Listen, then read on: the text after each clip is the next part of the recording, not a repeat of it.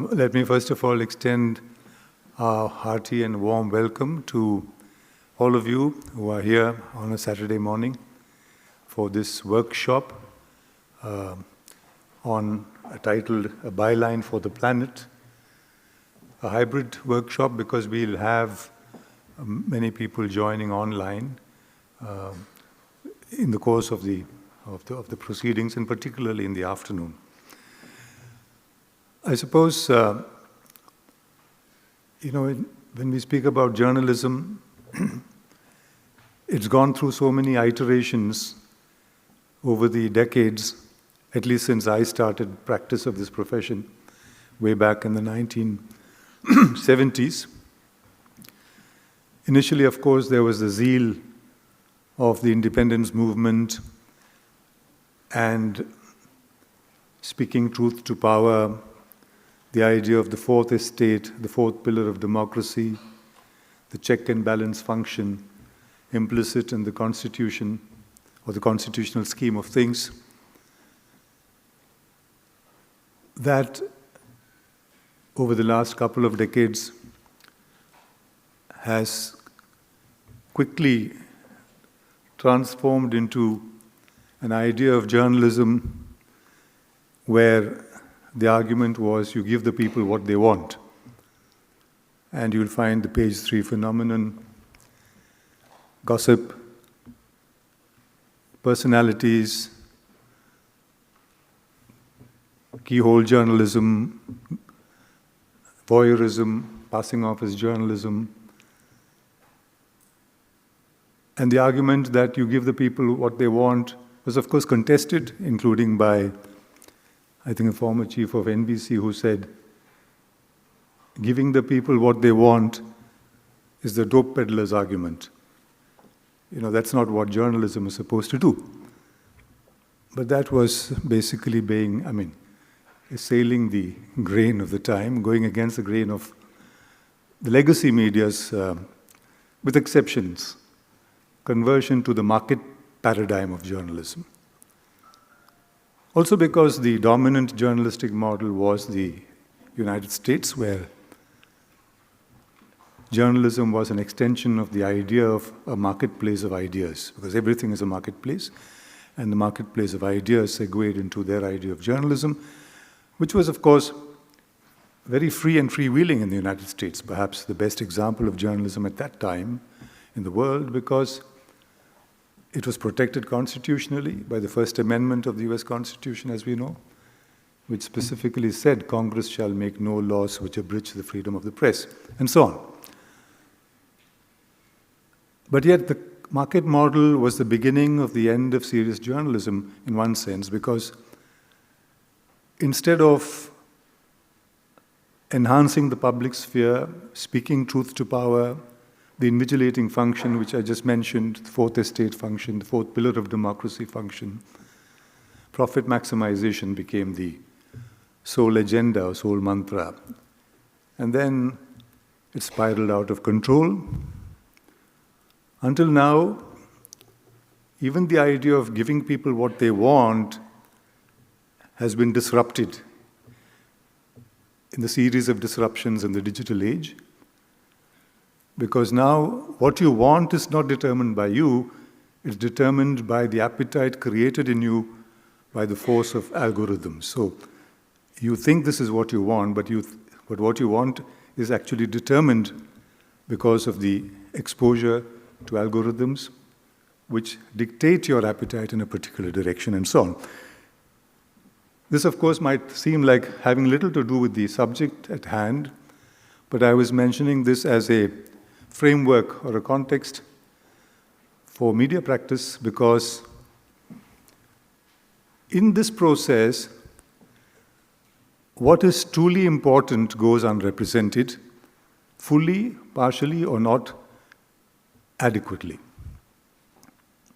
And I think one of the big casualties in that sense has been climate change. Climate change is at once a paradox because it is at once a buzzword, in my view. This is a media practice view of it.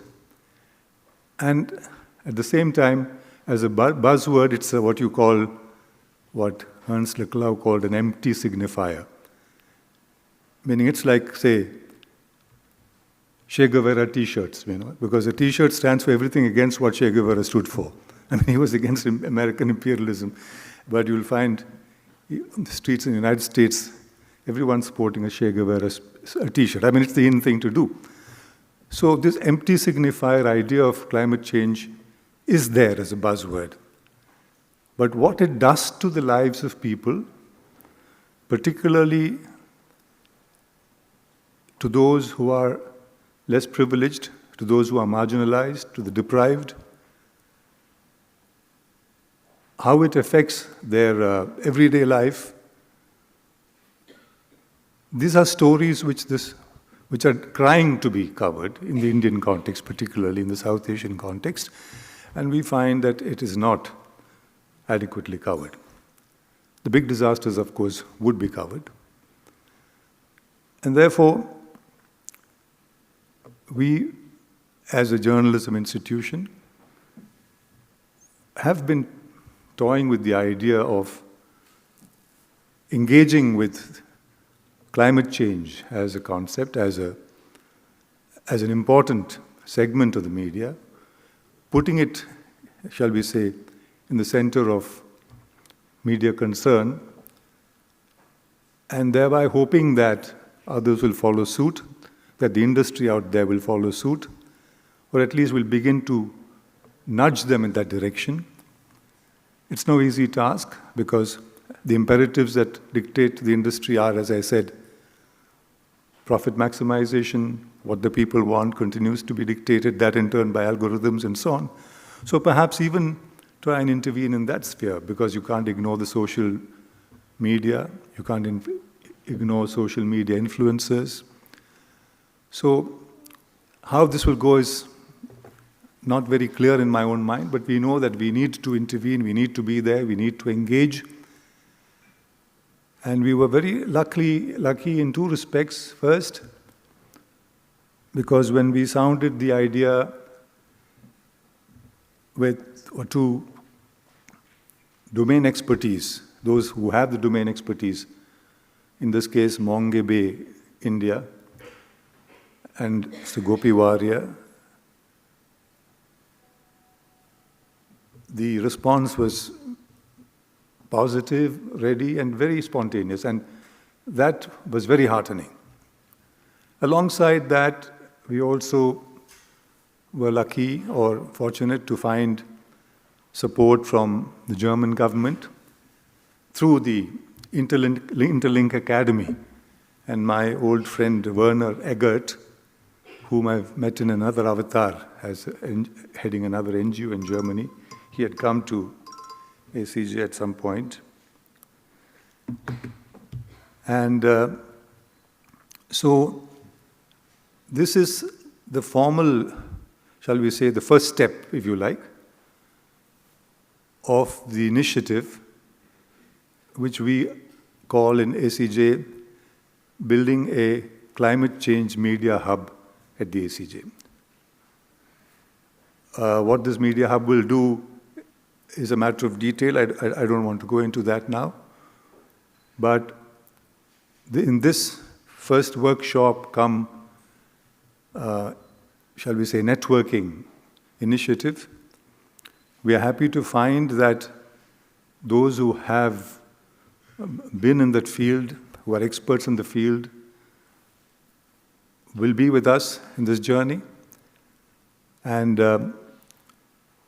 this whole scheme will be explained by Werner, who has sent a video as well. But we have broadly, there are two components to the initiative in the first 3 or 4 years, which is a mentorship program and a residency program, a mentorship program being both of 8 months duration, the mentorship program being journalists, younger journalists with 2 or 3 years experience out there who would like to look at climate change stories being encouraged, with a small incentive of a stipend and training at the ACJ in order to be better equipped to look for the kind of stories, the toolkit, if you like, equipped with a toolkit. And they would then publish stories in the organizations they work for, mainstream media or the digital media or freelancers who may be publishing in various media. In a multimedia mode, not just print journalism, but multimedia journalism, audio, video, combination of that. And then the other program is for more senior journalists of 7 to 8 years experience, which is called a residency program, where they will be actually staying here on the campus. It's a residency program for 8 months, during which time they would look at in-depth investigative stories. A number of stories, there's a stipulation of the stories they do. So all of this material will, of course, be available. Finally, the idea is that the Media Hub becomes a go-to place for research, for reference on issues relating to climate change, and which will enable frequent, shall we say, exchanges or interactions with the media, orientation courses, perhaps workshops, and whatever it does to enhance capability for media practitioners to make climate change a part of the public awareness, the public sphere's awareness of one of the impinging critical realities staring us in the face today. So that, in a nutshell, it sounds like a formidable task, I know, is what we are about to do. But I'm sure with the help of experts like Gopi Warrior and support of organizations like the German government in this instance, we will make this possible. So with these few words, once again, let me say how happy I am and excited I am, along with all my colleagues who have been working on this project, Preeti, Anjana, Nalini, Malini, and other Mohan and other faculty members as well, how excited we all are that we are taking the first step forward. We've been at it on Zoom calls, discussions, much of it led by Gopi Warrior, and here is the tangible, evidence of what we were at the past several months. So with these few words, I wish this workshop every success, and I'm sure students of the ACJ, our guests who have joined us today, will find this very enriching and rewarding, and I encourage you to be fully engaged with it, not just in terms of understanding what's happening, but also interacting and taking part, particularly in the afternoon, in what sounds like a gamification of this whole idea of climate change. Thank you very much. Good morning, everyone, and greetings from Germany. It is a pleasure to see you at this gathering in Chennai on climate change reporting. The gathering today marks the kickoff of a 4-year-long program jointly organized by the Asian College of Journalism and the Interlink Academy, my organization, with financial support from the German government. This big program is important because the way we tell the story of climate change truly matters. Journalists have the power not only to inform, but also to shape how societies understand, debate, and respond to one of the great challenges of our time. Climate change is not just about rising temperatures or extreme weather. It is about people's lives, livelihoods, and futures. It is about justice, responsibility, and opportunity. And it's about how we can make complex science, policy, and lived experience accessible and meaningful to broad audiences. This program is designed to equip journalists with tools, perspectives, and networks to strengthen their reporting. Over the next 4 years, we will share knowledge, exchange experiences, and explore practical ways to bring clarity, urgency, and balance into climate change journalism. And your input today is much needed for shaping the details of the work ahead of us and making it truly responsive to the needs of the media and the media industry. Interlink Academy highly appreciates your contribution. Interlink Academy is an international journalism school, and together with local partners, we have designed and implemented capacity building programs for journalists all over the world. I myself have been doing this kind of work for the last 3 decades, in Asia, Africa, Eastern Europe, and Latin America. And by the way, I visited the ACJ in Chennai for the first time in 2004, more than 20 years ago. And I'm very grateful that now the ACJ is partnering again with Interlink Academy in this new program. Over the years, I've experimented a lot with what works and what does not work in media capacity building. One crucial insight is that training has to be practical. You find this reflected in this program. A fellowship program for mid-career journalists and a mentoring program for junior journalists will play an important role.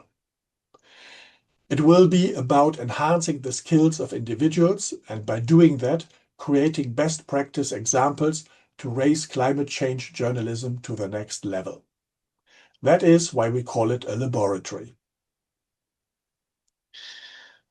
But what is also important for us at the Interlink Academy is the distinction between journalism and activism, drawing the line. And hence one important theme we will reflect on is the difference between journalism and activism in the field of climate change. Both share a deep concern for the future of our planet, but their roles are not the same. Activists are driven by the mission to mobilize, to persuade, and to campaign for change. However, journalists, in contrast, are tasked with investigating, questioning, and providing the public with accurate, balanced, and contextualized information. This does not mean journalists must be neutral in the face of facts. On the contrary, reporting truthfully on the realities of climate science is not activism, it is responsible journalism. The challenge lies in maintaining credibility and independence while reporting on an issue that demands urgency. It is about holding power to account, amplifying voices from all sides, and enabling informed public debate, while resisting the temptation to cross over into advocacy. By exploring this distinction, we can better understand how journalism contributes uniquely to the climate conversation, not by campaigning, but by ensuring that societies are equipped with reliable knowledge on which to base their decisions. For me and for the Interlink Academy as an organization, this is crucial and very important. Thank you for participating in this workshop today and for committing your voices and skills to this important brainstorming and planning process. You are helping to shape a more sustainable and informed public conversation. I wish all of us an inspiring and productive workshop, though I cannot be with you today, but I'm looking forward to hear about the results. For now, good luck and goodbye. Good morning and greetings to all of you joining this workshop in this hall and outside. At Mongobe, India, we consider it as an immense pleasure and honor to be collaborating with the Asian College of Journalism, South Asia's premier journalism institute, on this program for building a climate change media hub for South Asia. My colleague Sandhya Shekhar, who could not join here today, and I have been very fortunate to have been involved with ACJ right from the conceptualization of this idea supported by Interlink Academy. Thank you, Mr. Sashikumar, Dr. Nalini, Rajan, and Mr. Werner Regert. I don't know how many of you know Mongobe, India. Can I have a quick raise of hands? Who know more? Okay, that's not bad. That's 45%. Not bad, no, Aditi? Yeah, not bad. Okay. For those of you who don't know Mongobe, India, we are the India Bureau of the internationally respected journalism platform on environment and conservation. Mongobe, India was launched in January 2018 and we publish in English and Hindi.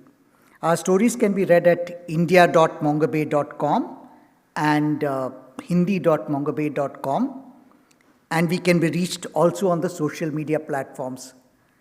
So a standard joke which I heard from people who are my age and older when Mongobe started was this line from Mr. India movie, Mogambo Khushwa. I know most of you are too young to get this joke, but then, that's how we were referred to by the more senior people when we started. So thank God we have reached a stage where people are not calling us Mogambo any longer. They're calling us Mongabe. So we are there today.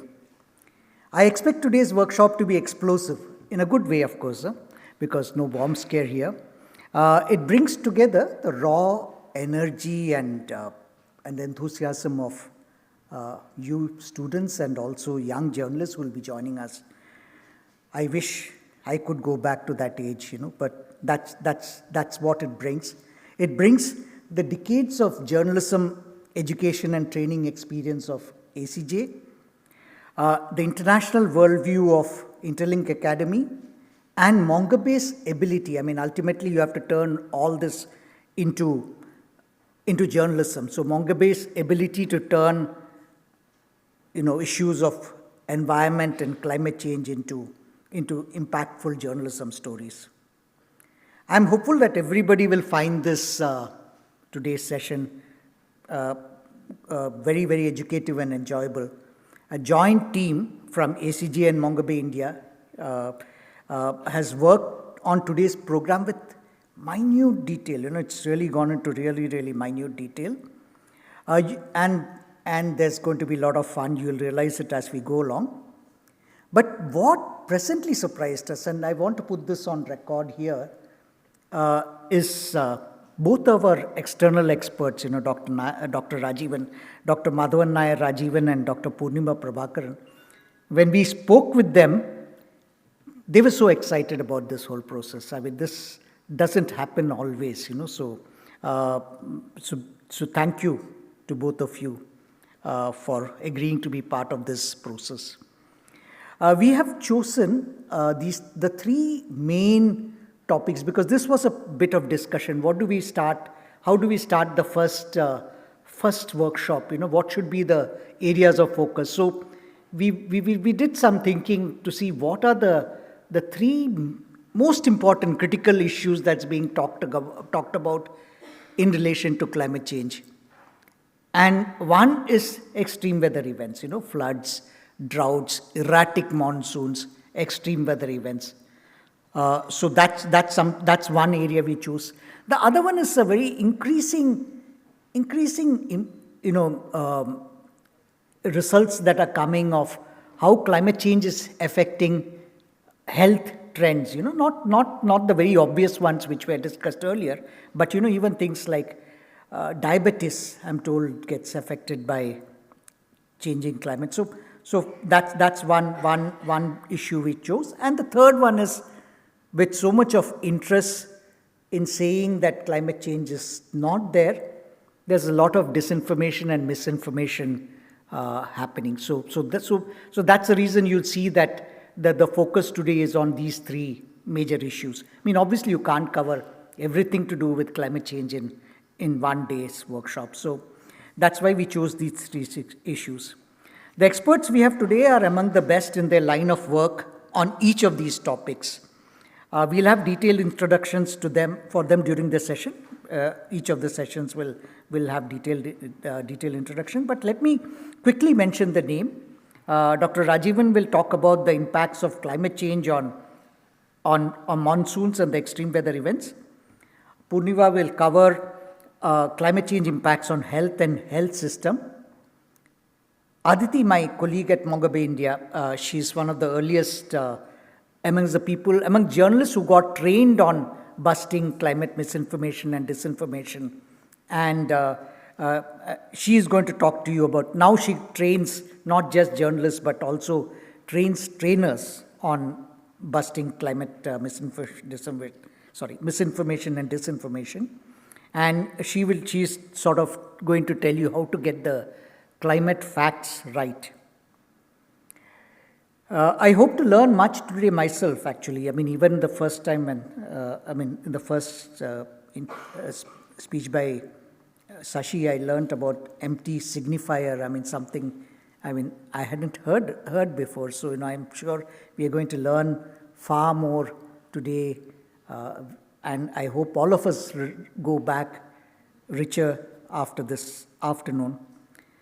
With this, permit me, Anjana, to segue into my role as a moderator for Dr. Rajivan's talk. Dr. Rajivan, could I? So we start the first session on Indian monsoons and extreme weather events. Dr. Madhavan Nair Rajivan is a distinguished climate scientist with over 4 decades of pioneering research in weather and climate sciences. He currently serves as the Vice Chancellor of Atria University, Bangalore, and has previously made a lasting impact as Secretary to the Government of India in the Ministry of Earth Sciences. Dr. Rajivan's research spans a wide spectrum, including monsoon variability and prediction, climate change and extreme weather, mesoscale convective systems, cloud radiation interactions, and aerosol radiative forcing. He is widely recognized for developing high-quality daily precipitation and temperature data sets, advancing seasonal forecasting models for the Indian summer monsoon, and introducing climate services in India. He also played a key role in steering the launch of the Deep Ocean Mission, one of India's most ambitious initiatives in Earth system science, with a budget of rupees 4070 crores. A prolific researcher, Dr. Rajivan has published over 190 scientific papers with an H index of 66 and more than 20,000 citations. His contributions have earned him fellowship of all 3 National Science Academies of India, as well as membership in the International Academy of Astronautics, Paris. He currently serves on the research committee of the UN World Meteorological Organization, Geneva. In recognition of his lifelong contributions, he was awarded the Sir Gilbert Walker Gold Medal for Lifetime Achievement by the Indian Meteorological Society. He has also edited 2 volumes on climate change published by Springer and authored the authoritative reference book, South Asian Summer Monsoon, Processes, Prediction, and Societal Impacts. Over to you, Dr. Rajivan. So good morning to all of you. Thank you very much for your kind invitation to come here and talk to you, Gobi and Shashikumar, for inviting me to come here and talk to you. And I'm very delighted to come and talk regarding climate change and what is the impact on Indian monsoon. So I'll give about a half an hour presentation, and you can ask me questions subsequently. So I'll be mostly talking on the impact on Indian monsoon. Climate change has impact on many sectors, but for example, health, it can affect the energy sector, it can affect transport, it can affect many other sectors, but I'll be more concentrating on what is impact on Indian monsoon and what are the impacts on extreme weather events over here. And some of disclaimer is that some maps we use is not really a map, official map of India. I'll start with the basics monsoon. Whereas you are all students, so monsoon is we are very happy that we have 2 monsoons. One is southwest monsoon during June to September, and another we have during October to December. We have so-called northeast monsoon. So we are blessed with 2 good monsoons. And monsoon is nothing but it's a regional phenomena. And monsoon climate is not seen everywhere in the whole world. It is seen only in some specific places. So South Asia is a region where we have South Asian monsoon. And we have East Asian monsoon, Australian monsoon, African monsoon. Now people find that some monsoon climate in America also, North American monsoon. But among all the monsoon regions, South Asian monsoon is the most important monsoon system, climate system. And also it's very most complex climate system. And so what is basically how the monsoon is defined is nothing but a reversal of winds between winter and summer. And during winter, for example, during January, the winds will be from northeast directions. And then July, you see the summer, the winds get reversed. These are all southwesterly winds, and you get a lot of cross-equatorial flow from here to here. And so this is the monsoon flow, southwest monsoon flow. So there is a reversal of monsoon winds, and the reversal of monsoon winds, the winds over the Indian region occur mainly because the reversal of temperature gradient, and also the pressure gradient. And that becomes because the temperature during summer over land is much more than the ocean. So temperature is much more means more lower pressure. So pressure gradient reverses between January and July. When the pressure gradient reverses, the winds also get reversed.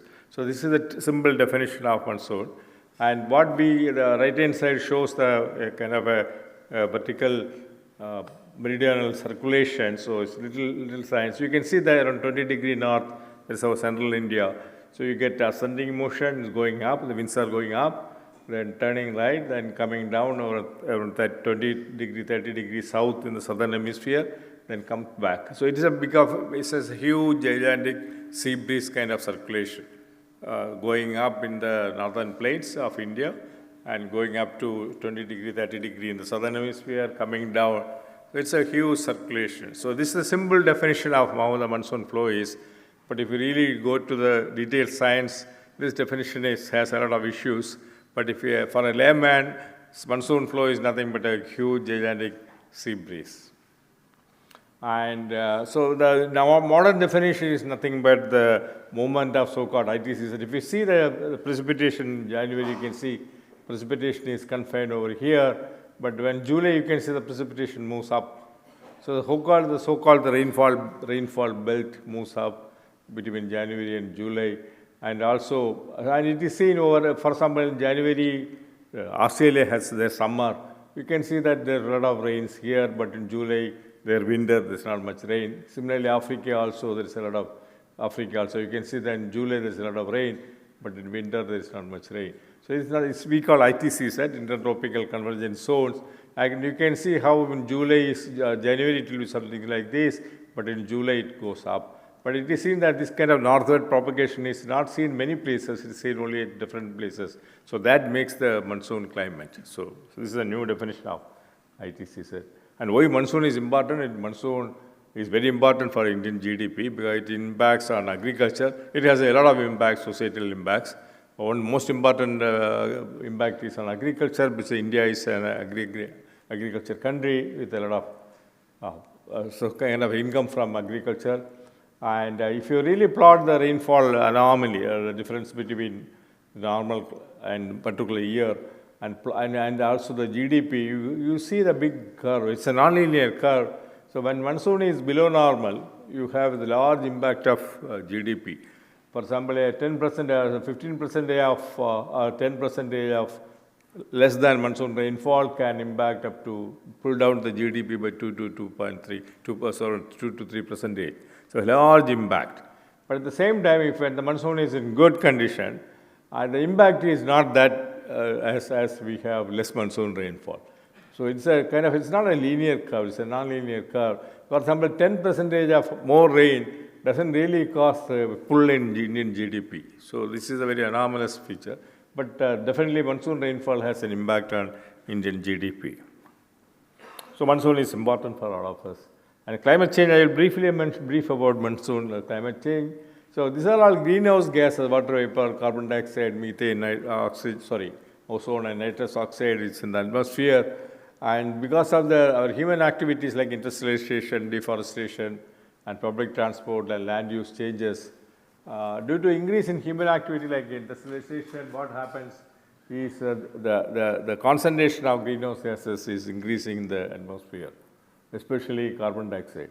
The water vapor is a natural greenhouse gas. It is not getting influenced by any human activities. But other gases like carbon dioxide, methane, ozone, and nitrous oxide can be influenced by human activities like industrialization, public transport, land use changes.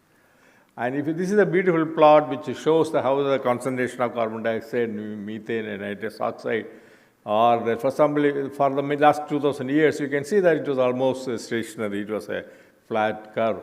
And after recent years, you can see the sharp increase in the concentration of carbon dioxide, methane, nitrous oxide. Very sharp increase. It's a kind of a large exponential curve. And people call it like a hockey stick. You can see this and go. It's basically hockey stick. And this influence is, this is the recent years data is shown here. This is a beautiful observatory in Mauna Loa in the US, and David Kaling is the person who installed this. And this is a basic pure observation. So you can see how the carbon dioxide concentration has been increasing, very substantial increase.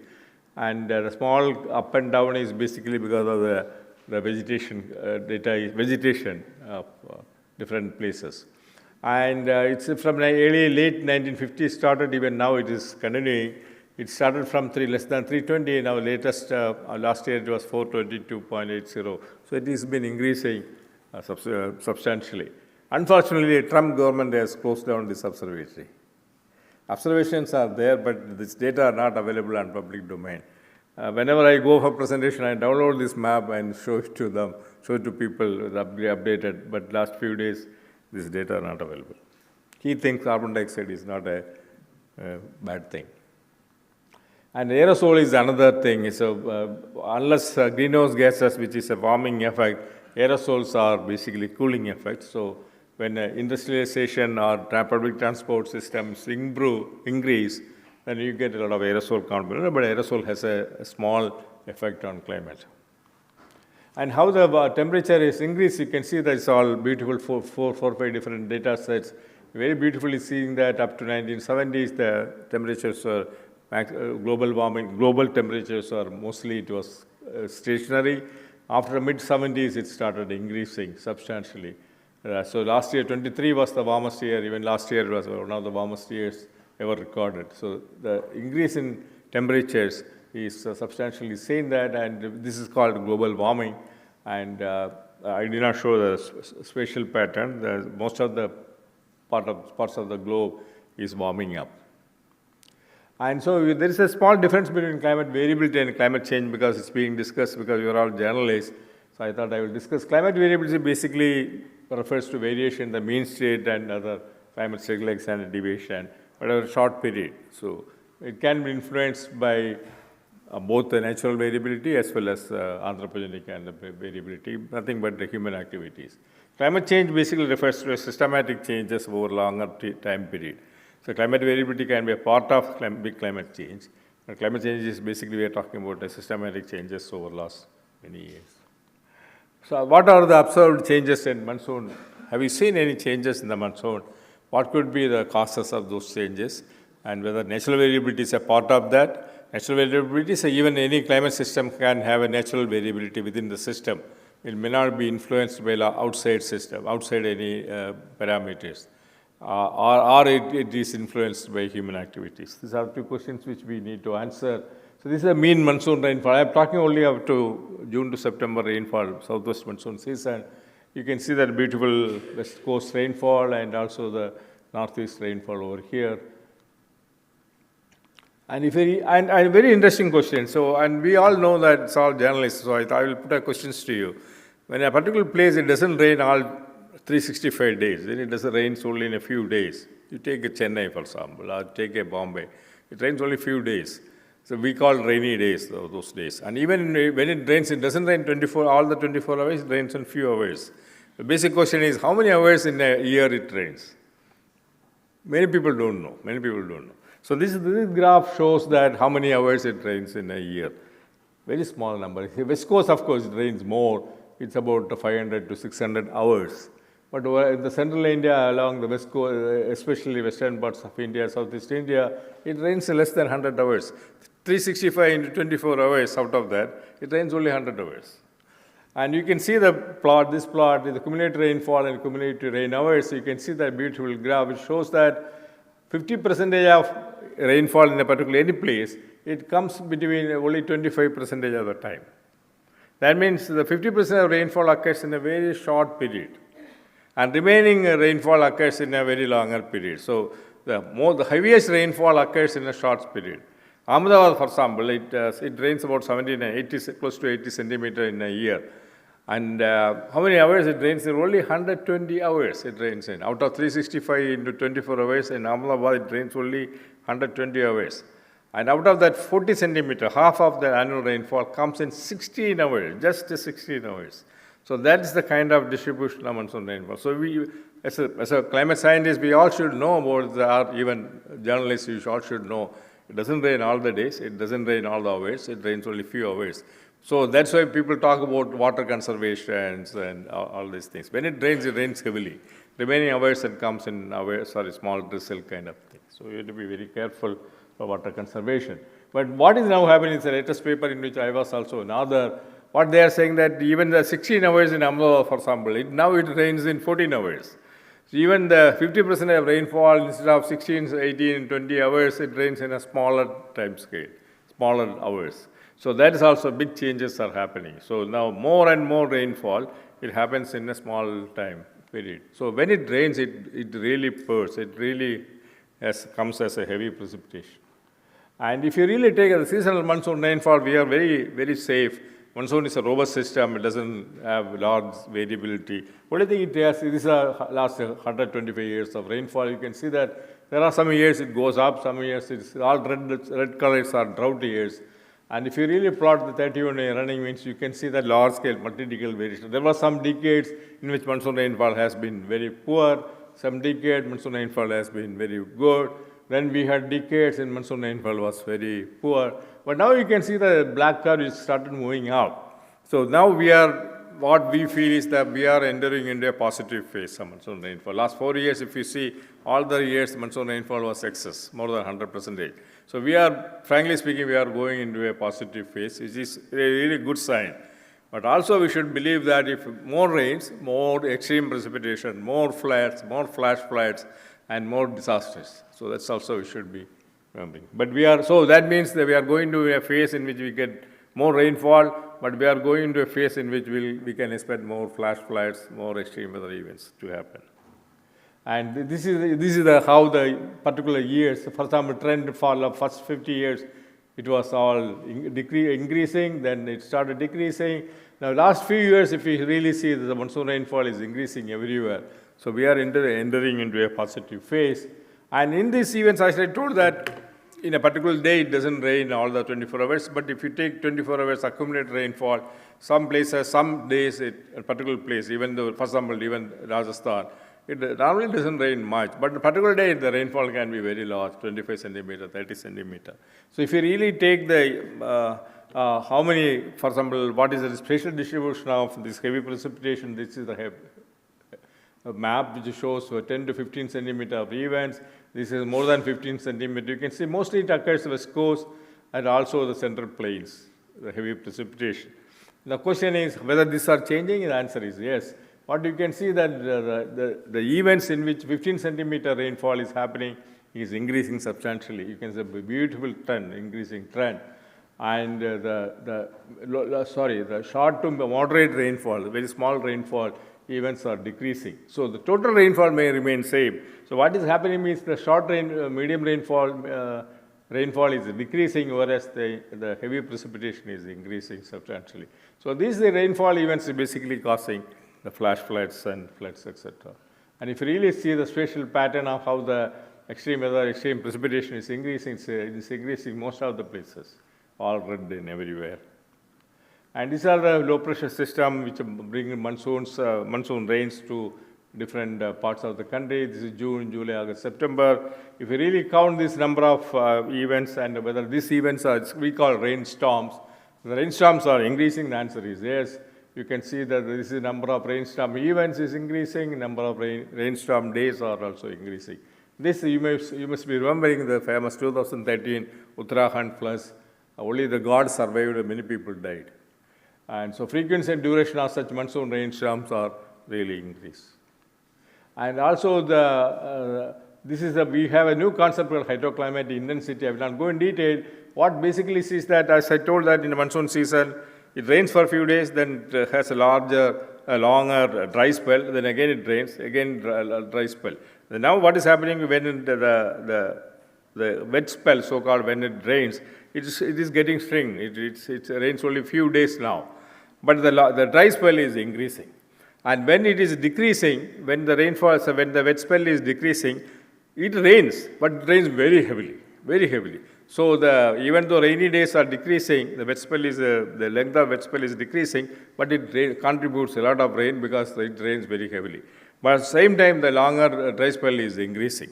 This is very bad for agriculture people. So many farmers may not even know that this is happening.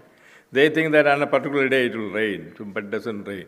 And so when it rains few days with heavy precipitation, and then followed by a longer dry spell, so which is not really good for agriculture. So these are the things which are happening now. These are all clear observations, so nothing hooked up or nothing model studies. These are all actual observations. And also the droughts can be defined for 6 months, 12 months. Everywhere you can see that the percentage of area affected by droughts also is increasing substantially. And this is the Northwest Himalayas rain. And this year you must have heard about stories about, I'm very sure you are all journalists, of Uttarakhand floods, the whole Northwest Himalayas.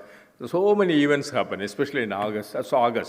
Many events have happened, many flash floods have happened, many people died. And this was the 2013 floods, and this is the recent flood this year. The question is whether this is really a systematic kind of events happening there, or it is just a random, particularly this year it happened. The answer is no. Systematically something is happening over Northwest Himalayas. And I'll just briefly mention about it. If you really plot the Himalayan state experience over 40% of Indian disasters in between 2013 and 22. If you really see the number of disasters happened during that period, 40% occurred in a small states like Himachal Pradesh, Uttarakhand, and Punjab, that kind of thing, Jammu Kashmir. So a small state, but it contributes to more natural disasters. So, and this number is really going up. You can see the last decade it was very high. So something is seriously happening over Northwest Himalayas. One is, for example, extreme day frequency is increasing, even the high precipitation events is increasing, extreme day frequency is increasing. So everywhere, the extreme precipitation events over that region is increasing. And if you really plot the spatial plot, you can see that the whole thing is red here, and also here. You can see whole Northwest Himalayas region. This is a total heavy monsoon rainfall hours is increasing substantially. This is then we ask the question why it is really happening. And the 2013 Uttarakhand floods, when we studied, we found that there is that event was caused by interaction between.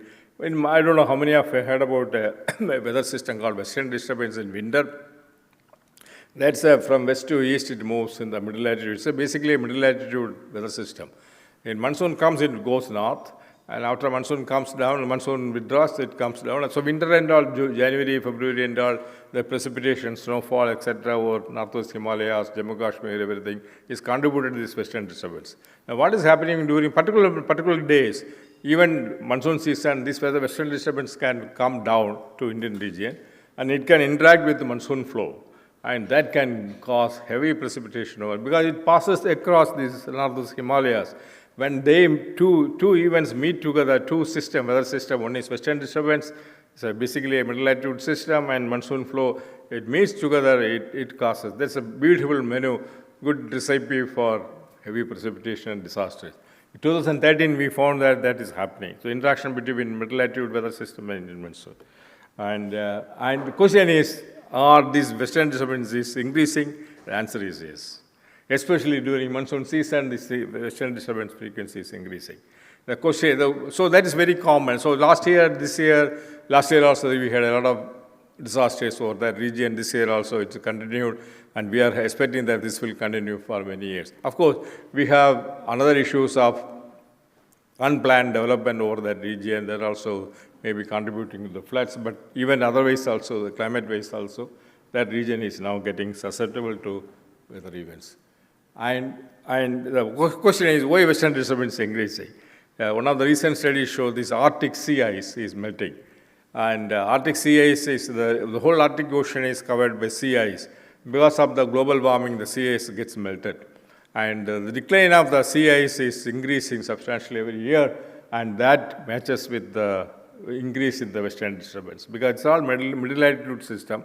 Any changes occurring over Arctic region can influence the middle latitude of western disturbance, and it is causing the more western disturbance. So it's all, again, why Arctic sea ice is melting is again global warming. If you ask me a question, what is the best example the influence of global warming is the Arctic sea ice melting. That's a beautiful example. It's happening, and last 20, 30 years of data, if you take, it's increasing.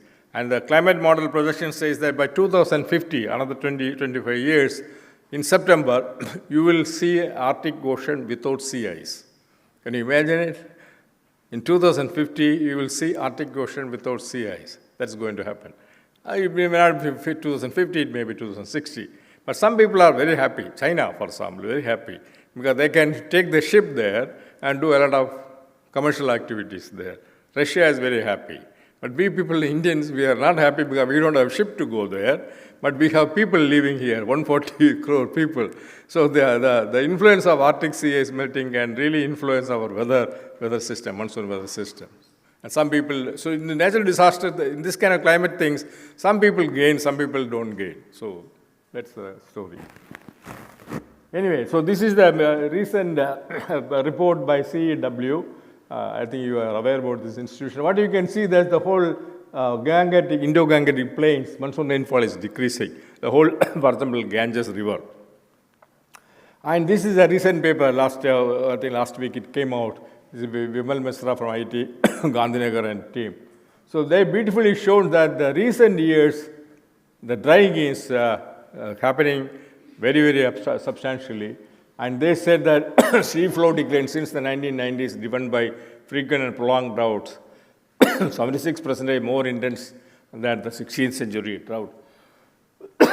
So what they say, the recent drying in the Ganga River is unprecedented. So water is there.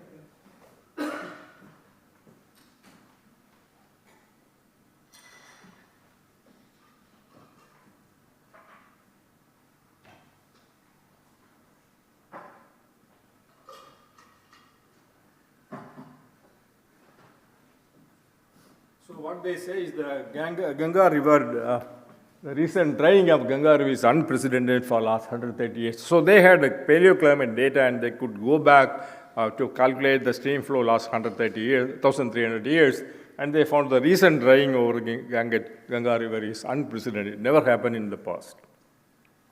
So and you know the Indo-Gangetic Plain is full of people. Most of our Indian population lives there. The agriculture is there. So it's a very crucial area, but the Ganga River is dry. Okay, now the question is, these are all happened in the past. So the question is, what will happen in the future? The beautiful question is, who can tell you the future, what will happen? Kerala people will go to an astrologer and find out what will happen to us, but we cannot do that. So we do mathematical modeling. It's called climate change simulations. We do using mathematical equations, solve the equations, run it using big computers, and climate change simulation runs we make. And this is a beautiful report we made when I was secretary. And so this is downloadable. It's free of cost. We paid money to Springer saying that you publish this book, but you should not charge any money to anyone. So it is free of cost. It's already 501,000 downloads have happened and 459 citations are published in 2019, a few years back. So much popularity it has come. So this book will give you all the details about future climate change. And what will happen in the future climate is three things are very sure. I'll not go in detail. One is the mean monsoon rainfall will increase in the future. Because the global warming, what will happen means a lot of evaporation will take place. The moisture content in the atmosphere will go up. 1 degree warming will increase 7% of atmospheric water vapor, 7%, 1 to 7, that's the ratio. So it can also increase the mean monsoon rainfall because water vapor is more in the atmosphere. So what will happen means finally, all the models showing that monsoon rainfall is going to increase in the coming years. But also, for example, any 1 degree warming, it's a linear graph. 1 degree warming will happen up to this, then 2 degree warming can increase further. It's a kind of a linear map. And also it is showing that the monsoon variabilities will be also increased. The mean rainfall will increase, but variability. Variability will tend to have more and more droughts, we will tend to have more and more floods. Both the ends, the things will become more frequent. And this is the precipitation. So not only the mean rainfall, even the intense precipitation events are going to increase in the coming years. So I'll skip.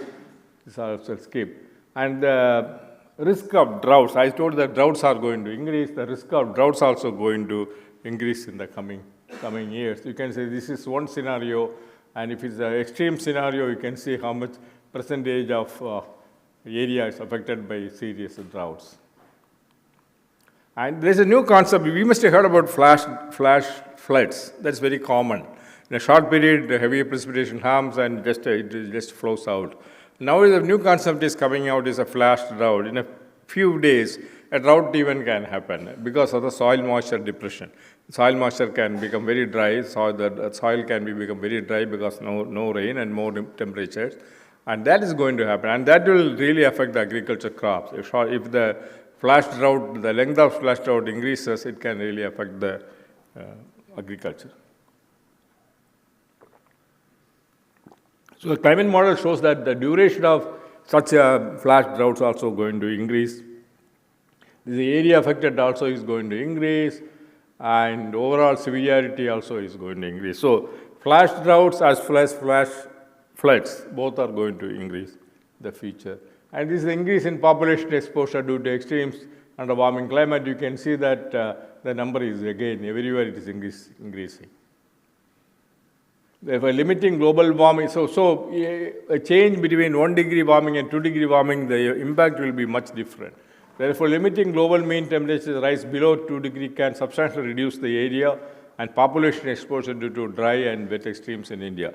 The so-called 2015 Paris Climate Agreement, you all must have heard about. We all thought, of course, US has backed out now, and people said that we will limit the warming by 1.5 degree. So that is not going to happen. Already the warming is close to 1.5. So that's not going to happen. Now people are all talking about 2 degree warming, whether we can restrict within 2 degree. But between 1.5 and 2 degree warming, the impact could be substantial. It may not be linear. Right? The impact will be much more severe when 2 degree warming really happens. And this is the 2018 floods and Kerala floods. You all must be knowing that there's a film also came out, and it's a very controversial event. When I was secretary, I told that to Kerala government that you did not open the water dams at the right time, and you opened it at the wrong time. It made me a lot of unpopular, but I told my mind, saying that it was not really a good scientific way of doing it. But that, of course, Kerala government now learned it. Before a system comes, they open the dams. Okay, so now I will not go in detail. This paper, very famous paper, 2020 happened. The 2018 flood, if such kind of synoptic, whether it is caused by a weather system, monsoon weather system, if such kind of weather system happens, 17% more rainfall can be expected in the future climate. Same weather system, but 17% of weather system rainfall can cause over that Kerala region during that period and the coming years because of the global warming, and with the same weather system. And also they told one beautiful statement, which I did not write it here, is the capacity of the present dams will not be sufficient. I'm repeating, the capacity of the present dams in Kerala will not be sufficient to withhold such kind of heavy precipitation occurring in the future. So, a very strong statement. It's all based on scientific study, and this Kerala government should be aware about it. Is what I feel. So this is a summary. So monsoon rainfall does not show a long-term trends, but large mathematical variability. So monsoon is a very robust system. Monsoon rainfall is entering into a positive phase of more abundant rain. For people think that it's good, but also it is good, but at the same time, it's not really good in the sense that it can cause more heavy precipitation events and more disasters. And extreme precipitation events and length of dry spell have increased, and there's an increasing activity of interaction between western disturbance and monsoon flow that is causing more precipitation over northwest Himalayas. In future climates, models suggest an increase in mean monsoon rainfall, but also its variability. The variability also will increase. So intense precipitation events will increase in future, as well as flash droughts and dry spell events. Ultimately, all these things lead to challenges in monsoon prediction. So if variability increases, the forecasters will have a serious problem on predicting the large variability change. So therefore, monsoon prediction models and early warning system have to improve. I'll stop here. I'll take questions from you.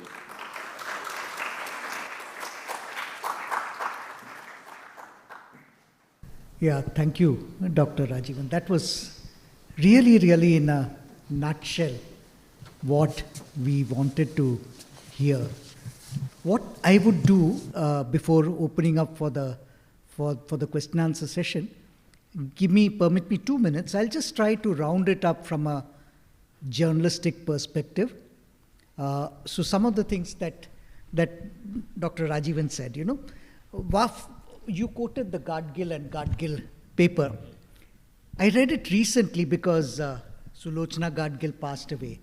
Sulochana Gadgil, Siddharth Gadgil. Sulochana Gadgil passed away and I was doing an obituary.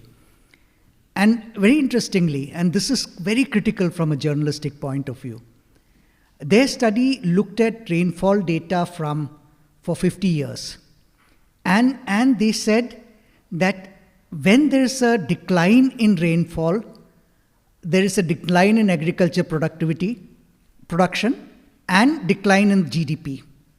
Now you would expect the reverse to be true. That means in years of higher rainfall, you would have higher agriculture production and higher GDP.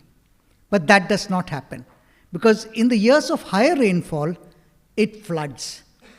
And in turn, that causes, loss of agriculture crops and also infrastructure damage, which requires a lot of building. So, in a way, when climate change sort of becomes more severe, we would be damned either way. Because we would be in bad situation when the monsoon is low, we would be in a bad situation when the monsoon is high. So that's very typical of, I don't know whether any other part of the world is so vulnerable as the South Asian peninsula is, subcontinent is. So that's point number one. Point number two, we have to realize, despite the fact that, Indian GDP having moved, and that's how developing countries move to developed countries, they become the more they have higher higher contribution of the manufacturing and the services sector in the GDP. Same has happened to the Indian sector. But then the point is, our contribution of agriculture is only 16%. Compared to the other two sectors. But this 16% is still very critical for us because it supports livelihood of 50% of the population. So this is a dynamic which we have to realize, journalists in India have to realize, which is different from, let us say we are discussing climate change in North America or Europe. So very critical and how is it going to affect agriculture? Couple of things. One point, Dr. Rajivan talked about the Gangetic belt getting drier. Now, we were fortunate when the Green Revolution happened that the high-yielding varieties could be introduced in the area where there is irrigation, and that happened to be the Gangetic belt. And that's still the food basket of the country 60 years after the Green Revolution.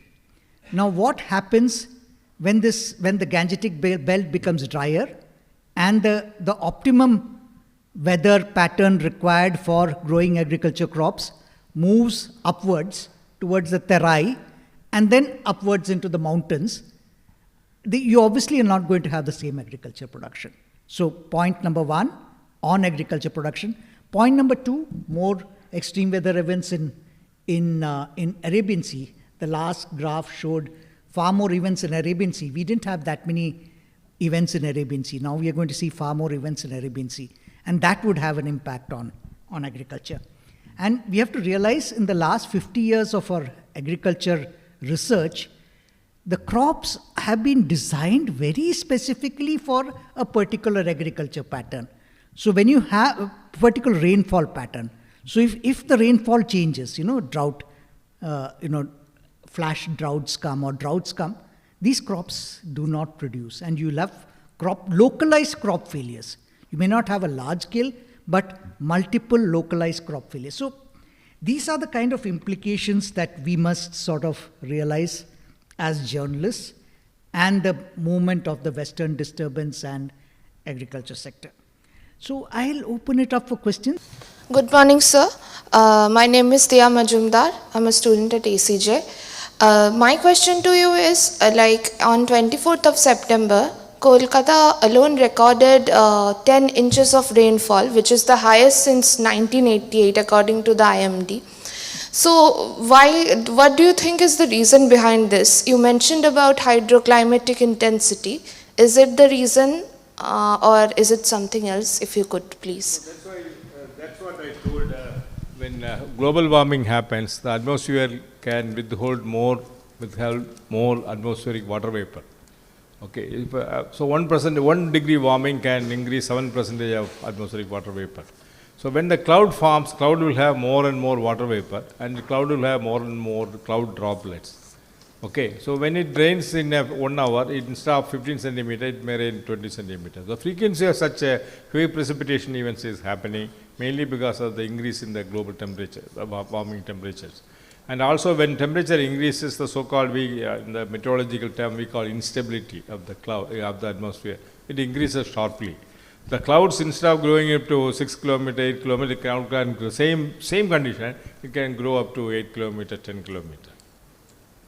Okay, and also another thing is, when really what happens in the cloud means water vapor goes up, condenses over the aerosol particle, it makes cloud droplets, and then many cloud droplets comes together, and we call coalescence process, then it becomes a bigger cloud droplet, and then after some time, because of gravity, it comes down. That's a precipitation. Now, because of the warming, what happens means the uplift, the so-called the air going up within the cloud, it normally holds the water droplets there. Once the droplets weight is much more, then it will, because of the gravity, will come down, even though the air is pushing up. When warming happens, means the pushing will be much more. So the time in which the cloud droplets grow is much more than the earlier clouds. So the cloud droplets, instead of a small millimeter, it can grow up in a larger time. Then when it comes down, it will be huge droplets. And so it will give you a lot of precipitation in a smaller period. So it's all related to global warming. Okay. Sir, could you please once again explain the aerosol particles part of So it? the condensation, you need some particles to condense, water vapor to condense. Okay. It's called, we call cloud nuclei. It's all basically aerosol particles, which we cannot see from eye. It's all micrometer time scale, spatial scale. It's a small one. So more cloud nuclei will have more cloud droplets. Okay, and is that the reason, because like the following week it had a really low rainfall and it was a week of dry spell. So is it related to that as well? I'm not sure. So okay. When the summary is, when rain happens, the chance of getting a heavy precipitation, that means 18 centimeters, 20 centimeters rains in 2 hours, 3 hours is much higher. And unfortunately, the models are not, our weather prediction models are not capable of predicting such events. That's a very unfortunate situation. That's why I told the models have to improve a lot. This 18 centimeter, 20 centimeter rain in 2 hours, model won't predict. Okay. Thank you so much, sir. My question is a follow-up to what Dia just asked. So, you must be in the loop about certain people, like certain independent predictors, you can say, of like rainfall and everything, like Tamil Nadu weatherman and everything. So they must be getting the same amount of access, if not less than the IMD. So how are they able to predict monsoon and everything a little more accurately than the IMD? Very interesting question, very controversial question. Eh?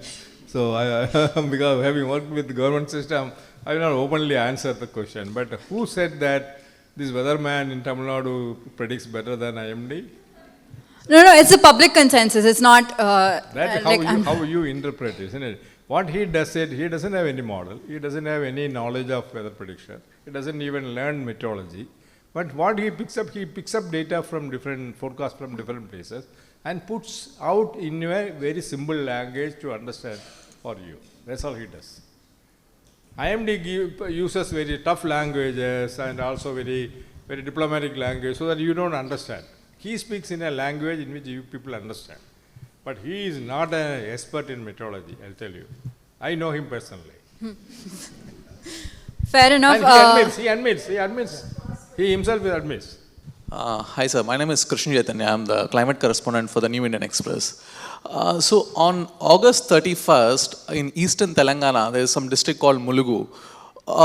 There was a very peculiar phenomenon where there was no rainfall as much, but there was a strong winds of about 130 kilometers to 140 kilometers per hour speed.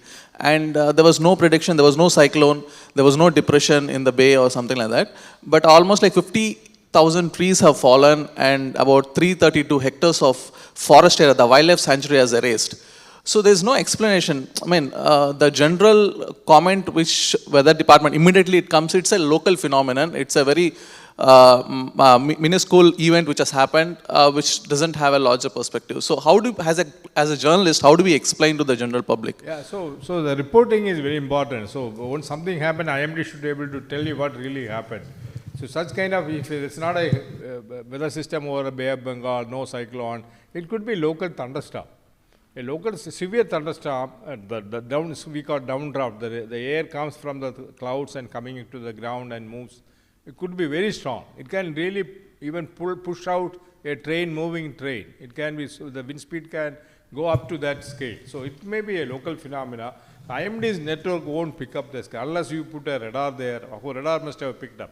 So, but surface observatories network will not be able to pick up, because thunderstorm occurs in 10 kilometer, 20 kilometer times, spatial scale. So it could be a local thunderstorm, severe thunderstorm. Thank you for the presentation, sir. I'm Geeta, I'm a journalist with The Hindu. Can you expand a bit more on the pattern of flash droughts in India in the past decade? Are there any specific regions that suffer flash droughts more than the others? Yeah, flash floods, I said, it's a new concept. So when rainfall is not happening, I told you it doesn't rain all the days. When the rainfall, the dry spell is increasing. So during that period, temperature will go up when rains are not there.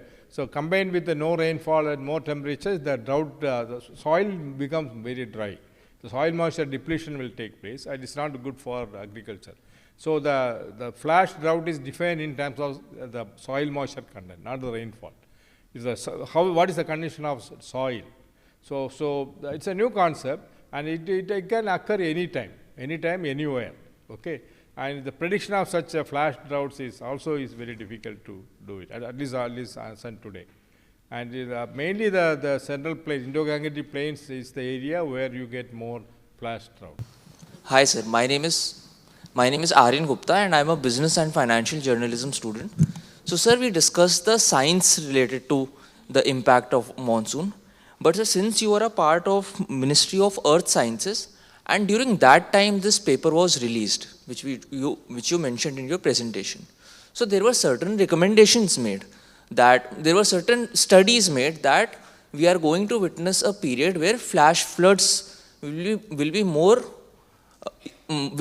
usual and concentrated at some areas. But sir, I would want to know what is the framework with which these studies, and especially Ministry of Earth Sciences, work with policy makers. Because if certain studies are made, and then how does the government implement certain policies? Because when a flash, in the recent case of Uttarakhand and Himachal, because of these flash floods, sudden flash floods, there is a sudden loss of infrastructure. And related to that, we don't have any policies as such. Like basic insurance policies, there is no dedicated insurance policy towards victims or infrastructure loss of flash floods. So I just want to know what is the framework with which Ministry of Earth Sciences coordinates with the policy makers.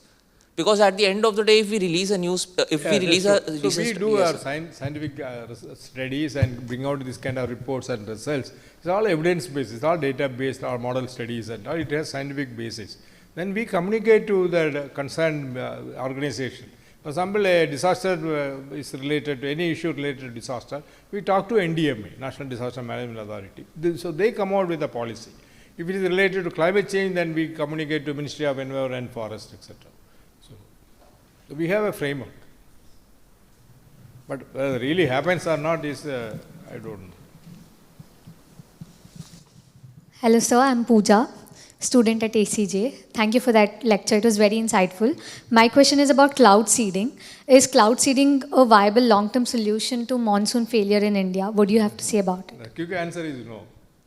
Okay. Quick answer is no. I remember when I was a secretary, we spent 200 crore to do a cloud seeding experiment for 2 years, 2018 and 19, in the place called Sholapur, the eastern side of Maharashtra, where it's a dry area. Yes. So we brought aircrafts, we did cloud seeding, and the final report says that doing this kind of investments, it can increase the rainfall about 17%.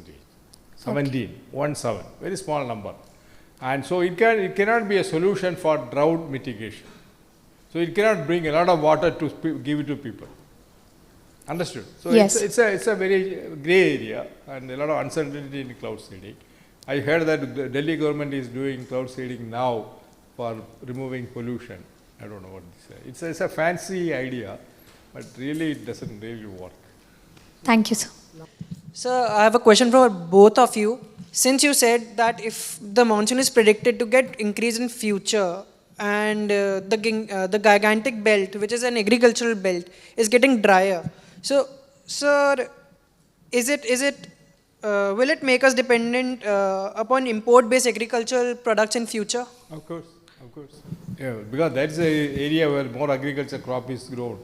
If rainfall is decreasing there, it could really impact the agriculture crop.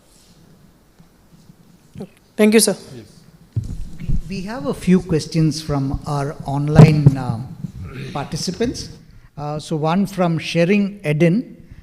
He writes, I'm a journalist from Sikkim. You mentioned the northwestern Himalayas.